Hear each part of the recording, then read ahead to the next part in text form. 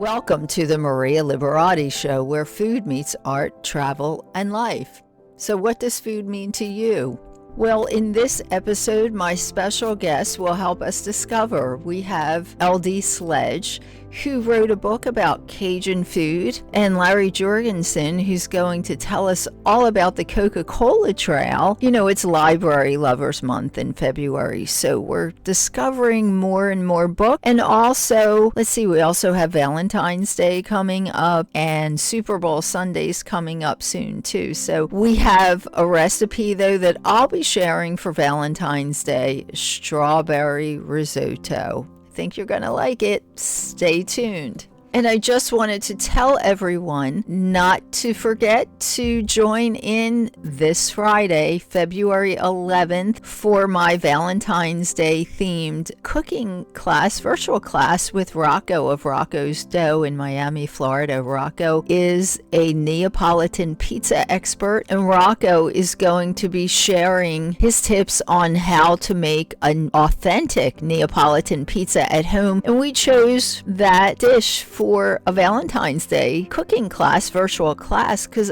pizza is such a fun thing to make together. So, you can make it with that special someone. You can make a pizza with your family. It's a great way to celebrate Valentine's Day, making pizza, and you can certainly even make a heart-shaped one if you really wanted to. So Rocco will be joining us, and I will be joining in, probably with maybe a special dessert. I know Rocco has some special things planned too. So please join us. You can find the class on eventbrite.com. It is free to join. Registration is limited, and I looked and it's almost filled. So please register as soon as possible. Go to eventbrite.com. If you can't figure out how to register, you can go to my website, marialiberati.com, and you'll see there the link. Or you can just send us an email at info@marialiberati.com. And by the way, I will be giving away an ebook copy of my book, The Basic Art of Pizza. You'll also have a chance to win a book, The Basic Art of Pizza, so please join. And you can find The Basic Art of Pizza and all the books in the Basic Art of Italian Cooking series online at marialiberati.com, really anywhere books are sold, on amazon.com, on Kindle as well. So one of my favorite recommended ways to spend Valentine's Day is watching one of, or who knows, a festival of some of the romantic flicks from Italy. And you can take a tour of Italy from home just by watching these flicks. They present Italy in its former glory, from Summertime with Katharine Hepburn in Venice. That film was in Venice, and it's called Summertime. Two Women with Sophia Loren. Well, that's really not that romantic, but it's definitely a heart-wrenching film, and that was filmed in a little town called Sora, S-O-R-A. And then there's, of course, Yesterday, Today, and Tomorrow with Sophia Loren and Marcello Mastroianni, and that's in Naples and Rome. They go together like peanut butter and jelly, or should I say pasta and Parmigiana, but what a tour. But of course, after the scenery and the talented actors and cinematographers and beautiful music and sights and the romance Italian style, alas, you must have a dinner to go along with a romantic flick. And my favorite go-to meal for Valentine's Day, I just think it's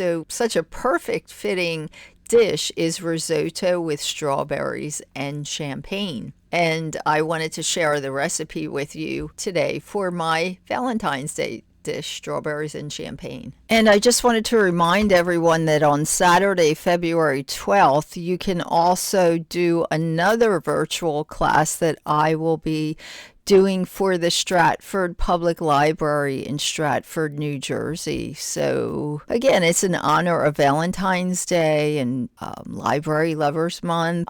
You can join no matter where you are in the world because it's a Zoom event. So I believe you can join no matter where you are. If you want to find out, go to the Stratford Public Library website and you can join my cooking class. I'll be making strawberry risotto for Valentine's Day, which is the recipe that I'm sharing with you right now. So, as I said, it's a perfect recipe for Valentine's Day because you have this red looking risotto, and the strawberries and Parmigiano Reggiano just pair together so well. So this recipe, it is from my book, The Basic Art of Italian Cooking, Holidays and Special Occasions, the second edition. That's the one that won the Gourmand World Cookbook Award, and you can find that online also, Holidays and Special Occasions. So this recipe calls for 4 cups of vegetable broth, 3 tablespoons of extra virgin olive oil, 2 leeks chopped finely, 1 cup of arborio or carnaroli rice, 1 tablespoon of unsalted butter, a pinch of salt, and about a glassful should equal about 8 ounces of either Prosecco or Spumante or your favorite sparkling dry white wine. In my opinion, this ingredient just adds that special something to this recipe. The alcohol actually burns off when you cook with it, and the only thing that remains is the flavor. Other ingredient, which is kind of the star of the recipe, is 10 ounces of fresh strawberries washed and cut in half. So you're going to heat the vegetable broth till boiling and then leave the broth simmering, and then you're going to place the olive oil in a large saute pan, place in the chopped leeks, and saute till the leeks are just about golden. You want to put that at low to medium heat because you don't want the leeks to burn. Then you're going to toss in the rice and toast the rice till it's all coated with the oil. Then you're going to first add in the champagne or the dry sparkling white wine first. Stir till all the liquid is evaporated. Then what you're going to do is place in a half a cup of vegetable broth and stir till all the liquid is evaporated. And you're going to keep doing that, about a half a cup of liquid, putting it in till it's all evaporated. As I said, you're going to keep doing that till the rice is al dente, which would be about 15 minutes. Puree the strawberries when the rice is just about done, maybe 13 minutes into cooking it. You're going to place in the strawberry puree, stir it in well, and remove from heat. Let stand for 2 minutes. Place 1 tablespoon of butter on top and stir it until melted. Serve, and don't forget to top with the grated Parmigiano Reggiano cheese. I would suggest about 2 tablespoons. Decorate the plates with strawberry garnish, and this makes a perfect Valentine's Day dish. And you can serve it with a glass of sparkling Spumante or sparkling wine, champagne, or a non-alcoholic beverage as well. Enjoy. So today we have LD Sledge, who is, wow, he's very talented. I couldn't nail down exactly how to introduce him. So he's an author, an artist, musician, chef. And today we're having him especially because he wrote a book called Cajun Delectables. And I know a lot of my listeners out there, well, everybody's interested in food and cooking, but Cajun cooking is just so interesting. And the one thing that I loved about this book is that he didn't just share recipes, but he also told us about the history of some of the of Cajun cooking and explained it. Yes. So LD, thank you so much for being here. Tell me, how did you decide to write a book about Cajun cooking? Well, I lived in South Louisiana. I practiced law in Louisiana for 43 years. I was a courtroom lawyer, and I had half of my clients were Cajun. And and half of Louisiana, that is, if you would look at the map of Louisiana, it's like a boot. The whole half of it, except for New Orleans South, is all Cajun. Now, people don't even know about them. And they were my clients. They're the funniest, most liberated people I've ever known. They have no idea what political correctness is. You know, they make jokes about themselves. I just love them. And I wanted people to know about them. And I have eaten so much of this food and had it all my life. And I said, well, let me share some cooking recipes that I like, and I got 100 recipes in here they call it what makes so good it make you slap your mama. And so that's what they say. There's even a slap your mama seasoning. And you have, I just felt bad because these people don't know about it. And they say, oh, those people from New Orleans, or they're this or that. They don't know anything. They're not in New Orleans. Right. Anyway, so I decided to combine it. And it's like 200 pages. It's not like your ordinary cookbook. And a friend of mine, Smiley Anders, who's he's written for the paper there for like 40 years. He said, LD Sledge gives us a cookbook that's more than a cookbook. It's a love letter to Louisiana and his native state. So anyway, it is. Yes. That's what kind of got me started. And, I can tell you why is it different. I can tell you that. Yes, tell us, because not everyone out there knows what is Cajun cooking and what makes it different. What makes something Cajun cooking? Any characteristics of Cajun cooking? Yes, please tell us. Okay.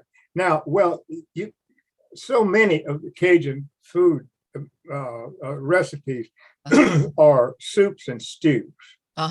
Like a gumbo. Oh, yes. Okay. And so I'm going to tell you about that. But there's a lot of others that are not, like your fish and your meat and your roast and all of those other, and your shrimp and your all of those goodies and stuff. But anyway, the deal about a gumbo and most of those meals like that, they need a thickener. Now, let me tell you about how you can learn about it. Okay.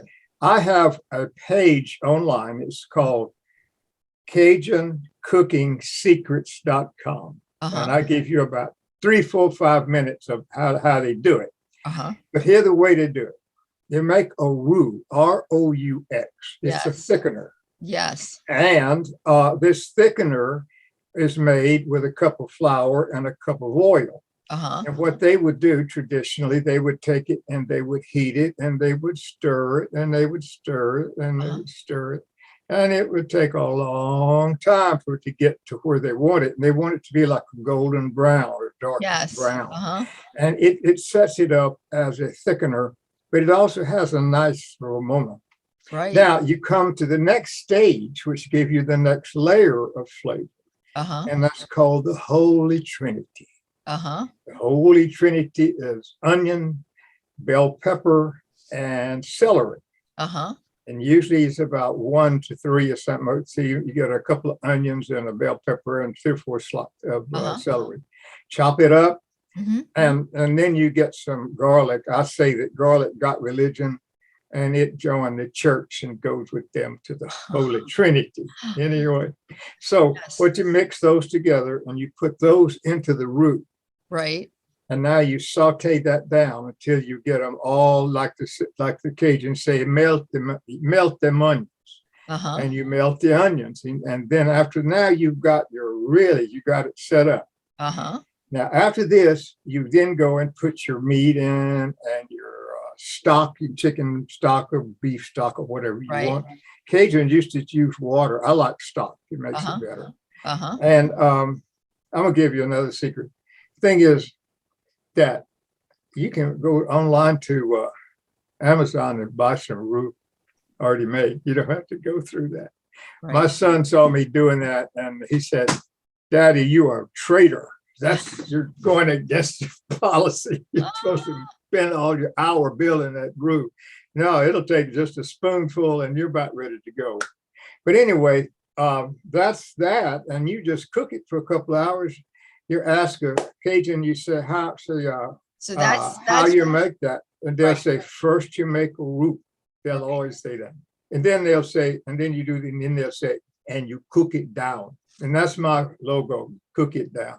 And I think that, I know you said you can buy the roux on Amazon or something, but I think it's probably better freshly made if you can make it yourself. Because I'm sure you can mess up too. Well, that's true, but you should burn it. You can, but I think that the beauty of the food is, and the really flavorfulness is, probably you're going to get a better flavor if you do it yourself and just learn how to do it. So is Cajun cooking, or is it Creole? Now, what's the difference between, because isn't there a Creole cooking in Louisiana also? Yeah, well, Creole is Louisiana too.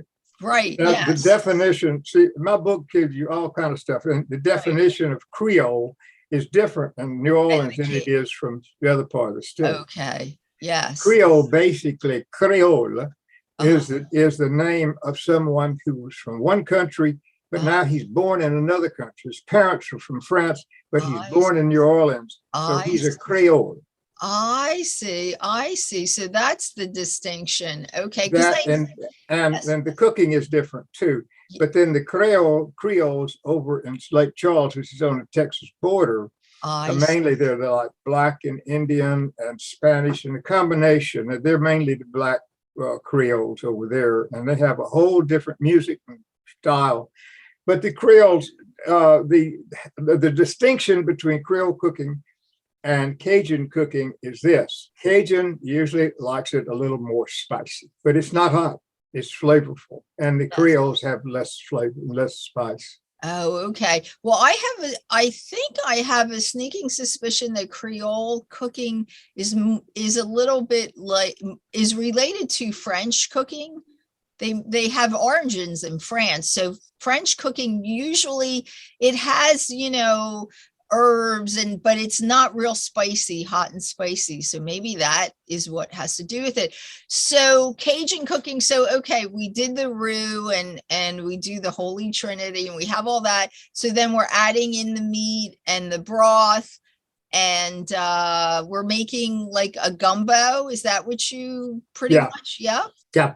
Well, I belong to a group. It's called Artists for a Better World. And right before Christmas, they asked me to do a show. So I did a show, and I showed them how to cook a gumbo, jambalaya, and red beans and rice. And I had pots all over this table, and I finished it, and I said, okay, guys, come on. And there were about 40 people in there. And I should show you a picture of the pots. They're empty. There's nothing left. And you usually serve it on rice, Right. Yes. I have a good friend right now that did me a big favor. And so, matter of fact, when I leave here, I'm going to go cook him a gumbo. There you go. So what's the difference between a gumbo and a jambalaya? Because we have a few more minutes. So what's the difference between? Well, the gumbo is just like I said, it's a stew. It's the stew. Okay. Now, jambalaya is mainly rice and say chicken, and you don't necessarily make a roux. You can, it will help, but it's just mainly like a rice dish. Rice and chicken and a flavorful dish of it. It's quite different, it's not a stew or a soup. Right, exactly. Wow, it sounds like it's all really, really flavorful. So are these the recipes that you have in the book? Are they recipes did you say they were from your family? It looks like. Well, in a way, I was raised with a lot of these, and I learned how to cook most of these over my mature life. And they're traditional recipes then. Yeah, they're totally traditional. They're exactly traditional. I got a letter last week from a lady I didn't know. She had wound up buying my book, and she had already cooked 4 of them, and her daughter would cook 3 of them, and raving over the recipe. Wow. Well, that's definitely a testament to get it. Yes, definitely. So, LD, tell us. So it's Cajun Delectables by LD Sledge, and where can we get it if people want to get the book? You can get that on Amazon. Just look under Cajun Cooking, and you'll see it. Okay. Cajun Delectables. Yes, Cajun Delectables. That's great. Well, thank you so much for being here, and enjoy your warmer weather. Well, for us on the East Coast, on the far like Northeast, it's warmer weather for us in Florida. And hopefully we'll have you back another time to talk about some of your other very interesting projects. Thanks so much for being here.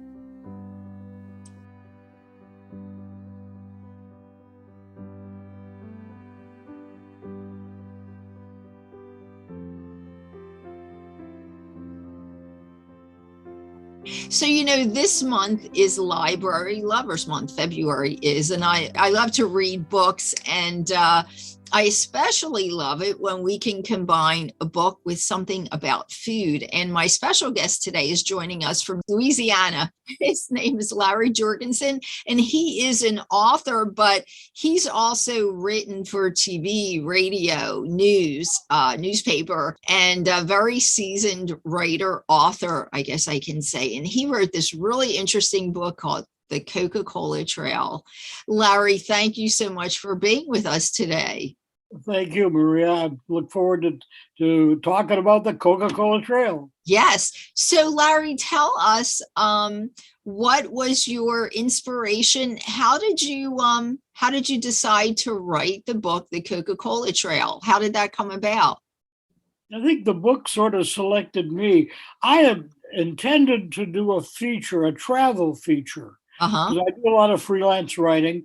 Yeah. There's two museums, and we talk about them in the first two chapters of the book. There's one in Vicksburg, Mississippi, where Coca-Cola was actually first bottled. And then there's another one in Monroe, Louisiana, not too far away. And it pays tribute to the family that bottled Coca-Cola. Okay. So I thought that's a great travel story. Two museums you could visit in one day if you wanted, about Coca-Cola. Yes. So I set out to do a travel story. Yes. Well, by the time I got to the second one in Louisiana, I had the opportunity to meet with descendants of the family that bottled Coca-Cola for the first time, and learned from them not only their enthusiasm for what I was doing, but the fact that it's all over the country. And they started mentioning other places that had the story, and it caught my attention. I thought, this is much more than a feature story. Yes. This should be a book. And so that's the book got me. I didn't get the book. So where is the origins? It sounded like I heard you say the first family that bottled Coca-Cola was from Louisiana. So is that where we can say Coca-Cola kind of was born? Well, we've got two things dealing with Coca-Cola. The syrup, of course, was created in Georgia by Mr. Pemberton. But, initially that they were just making the syrup, and at first it was being sold for medicinal purposes. Yes. But eventually people said, hey, this is a good beverage, and so it was being sold over soda fountain counters, pharmacy counters, and that. Well, it so happened a gentleman in Vicksburg, Mississippi, who had a soda fountain, a little store and a candy store, was buying the syrup in large containers, and not only making it in his soda shop, but also selling the syrup to other soda shops in the area. I guess he was a distributor. Yes. He decided that, this is 1896. Oh my and gosh. He thought, if I could bottle this, I could get it to the people in the country. So after giving it some consideration and a certain event that happened, he purchased some secondhand bottling equipment from St. Louis and became the first man to bottle Coca-Cola. 5 years before Coca-Cola even thought that somebody should bottle it. And to be honest about it, Coca-Cola didn't think, and of course we talk about Coca-Cola, we mean the people that were making the syrup. They didn't think bottling was a good idea. In fact, Asa Candler, who owned Coca-Cola at that time, when he was approached by two people from Chattanooga to bottle Coca-Cola 5 years after it was already being done in Vicksburg, He told them it was a dumb idea. He said, bottling is really a backstreet business and it's a dumb idea. And they finally convinced him that they really wanted to do it, and they wanted the exclusive rights to bottle Coca-Cola throughout the United States. Wow. Well, he said, they beat him down. I think he just wanted to get rid of them.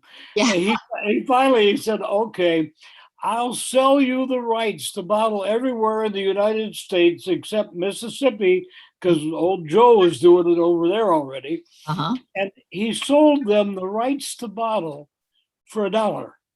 Wow. Exclusive rights. Nobody else could do it. Oh for my $1, goodness. and it said that he never collected the $1.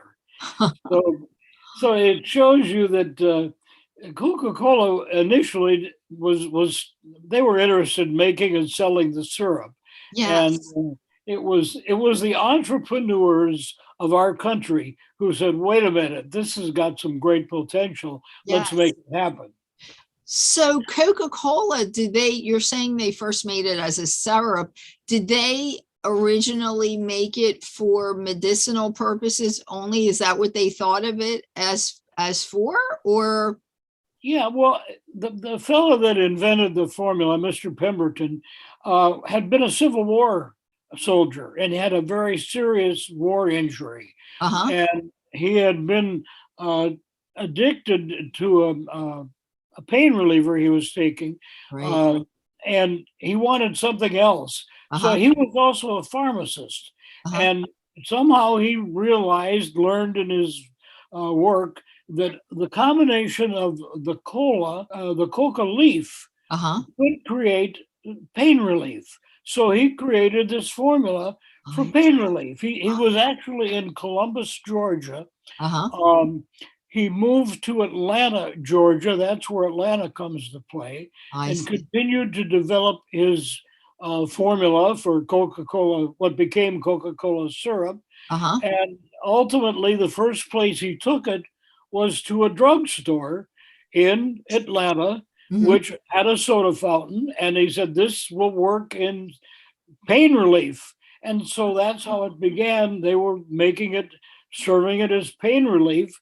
But you know what? It tasted pretty good. and we know what happened from there. Yes, yes. So the Coca-Cola Trail, so I'm assuming the book kind of follows the trail of where Coca-Cola kind of went and how it got through the country or got through the world, I guess, right? Well, what happened, and we sort of missed out, the guys go back to Chattanooga that had the rights to bottle Coca-Cola. And between the two of them, they had $1,500 and the monumental task of bottling throughout the United States. Oh my goodness. And they thought, wait a minute, what are we going to do? Yeah. Well, it didn't take long to figure out they had the rights. And today we would call that franchising. They started selling little pieces of the territory that they had, and thereby creating Coca-Cola bottlers all over the country. If you wanted, to bottle Coca-Cola in Philadelphia, they'd sell you a 50-mile territory for $1,500, and that was your area. But the little hook to it was that when you bottled Coca-Cola, you had to use the Coca-Cola syrup. So they sold you the territory. Oh, I see. And then you would buy the syrup from Atlanta, Georgia. But every time you bought syrup, the guys that sold you the territory got a commission on the syrup sale. Syrup too, yes. So, needless to say, they did well. And the book tells about all the places around the country that you can still go to that are Coca-Cola history. Old plants that may now be a brew pub or a little mini mall, or we say this is where they are. And when you go to see them, this is the history as to their Coca-Cola history. Wow. So it's kind of a combination of a travel guide and a history, travel history, and a little kind of food, I guess, if you can call it it's a beverage. So something, which is really interesting. And I love it that it combines all of that, because, it is really history. It's part of our history. And travel, yes, because you're going everywhere, so in the country. But that's really, really interesting. Do you delve at all into how Coca-Cola got out of the country also? Because one of the things I was amazed at when I actually lived in Europe when I studied the culinary arts for some time, and I was just so amazed that people were so crazy in Europe for Coca-Cola. And but did you ever is that any part of the book also? I concentrated on the United States, but yes. I've learned a lot. And you're right, Europe is I've done interviews in Europe. I've even done an interview with a big radio station in Dubai. Wow. And I asked him, I said, why? And he said, because everybody here loves Coca-Cola, so it's all over, and it's ironic, the promotion. I get a lot of information out of Europe because I've done so many interviews, I guess. Oh, yes. You're right. Coca-Cola is just, I don't want to say fanatic, but they certainly love Coca-Cola. Yes, it's just, they are almost fanatical. So it's really interesting. But I love it that, your book is like a travel guide throughout the US, and you can kind of travel through the history of Coca-Cola, which I think makes it so interesting, and learning about these different places and some historical spots. So do you have, where can people find the book? Is it Amazon and just all the normal regular places online? The best way to find it is on the website. On the web. Go ahead. Simply the CocaColaTrail.com. You're going to find it. It's interesting, the places, and a lot of places have bought the book, but it's not your standard bookstores. It's places like country stores that have Coca-Cola memorabilia. It's old soda fountains, So many of these 50 soda fountains have bought the book. Museums, you never know where it's going to show up. Where it's going to. And that's been, something that's been a real pleasure to me. I think too, in saying, where the trail takes you, it's not going to take you to a Coca-Cola building that's now full of lawyers. Okay, it's going to take you to a Coca-Cola building or something in Coca-Cola history that you can enjoy. You can walk in and feel the Coca-Cola, see the history, and it's. It's a fun thing to do. Yes. Go ahead. I've had people tell me, email me, say, hey, we're planning our vacation around places in your book. So it's a lot of fun. Yes. And what I was just going to say is I love it too, because yes, the book sounds like it's a lot of fun, but it's a book that teaches, it really does teach us something about the history of our country, but in a fun way. So I love that. I always love, when I can read a book, but it's also teaching me something, but it's in a fun way. So it's, you don't feel like you're just sitting and learning something. You are really, but it's definitely something fun and more like an activity, an interactive type of book. So you get to learn about many things just from that. And we've got in the book, Maria, we've got a lot of historic photos. We've done a lot of research. Besides photos where we visited the places and took current, we've got a lot of historic photos, and we've got some interviews with descendants of Coca-Cola families that are still battling, that tell stories that have never been told before. Wow. So it's definitely a fun book. Yes, it is. Sounds like someone should take that and make a movie out of that, and who knows, somebody may. I just think that sounds like a great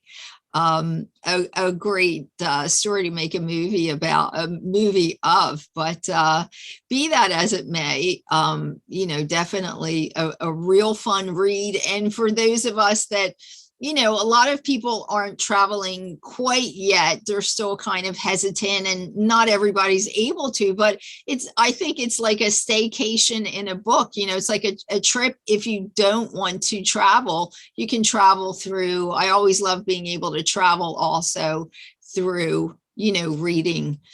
And it sounds like a perfect armchair book, especially even for like a rainy day when you want to just be inside and kind of travel through the pages of the book if you can't travel. And then, hey, it sounds like it would be a great book also to plan your trip around. That sounds like making a really interesting itinerary from. So that's great. So we can find the book on the CocaColaTrail.com. Is that correct, Larry? Yeah, that's the easiest way. And in fact, if you go to that website and order a book, put a little message with it. I want to give this to my dad or something. We'll sign it to your dad, whatever. Oh, that's great. That's great. That's great. Well, much success with the book, and hopefully you have some other books that you'll be working on, and you can come back to the show in the near future. We are definitely working on one, and if you get me talking about, we'll talk for another 15 minutes, so we better not do that. But it's a good book, and it's more in your area because it's about a Great Lakes shipwreck. Oh, wow. Okay. That sounds really, really interesting. Yes, please keep me posted. I know you have our email, and definitely please keep me posted about that. I would love to hear more about that and have you on when that book is ready. Great, Larry. Well, you enjoy the rest of your week, and thank you so much for sharing your book with us and with my audience. And hopefully, you'll have some of my audience coming, contacting you about the book. That'll be great. Maria, thank you. I've enjoyed it. Thank you. I've enjoyed meeting you too. Thank you so much, Larry. Take care. Thanks for listening to the Maria Liberati Show. This is Maria Liberati, and I'd like to also thank my producer, Britt Roselle, and this week's special guest, LD Sledge and Larry Jorgensen. And don't forget, it'd be nice to see your smiling faces on February 11th if you'd like to join me for my Valentine's Day virtual event on Zoom with Rocco of Rocco's Dough. He's from Miami, Florida. We're doing a live Zoom event at 2 p.m. Eastern Standard Time, and you can join from anywhere in the world that you are. You can go on Eventbrite and register. It's free to join. It is limited registration, so join as soon as you can. And also on February 12th, I will be doing a cooking class, risotto with strawberries, the very recipe that I just shared today for Valentine's Day, and that's for the Stratford Public Library in Stratford, New Jersey. You can go online and look up the Stratford Public Library website or give them a call and find out how to register. I believe that event is free for the public also, so it'd be nice to see your smiling face at that event also, and they're all Zoom events, so you can join from anywhere in the world and join in with me. And if you can, take a picture. If you do create any of these recipes that we're sharing, take a picture, share it on social media, hashtag it the Maria Liberati Show, and you may be entered in a giveaway to win a copy of one of my books from the Basic Art of Italian Cooking series or the Basic Art of series. And you can find those books at marialiberati.com or really anywhere books are sold online. Until next time, peace, love, and pasta.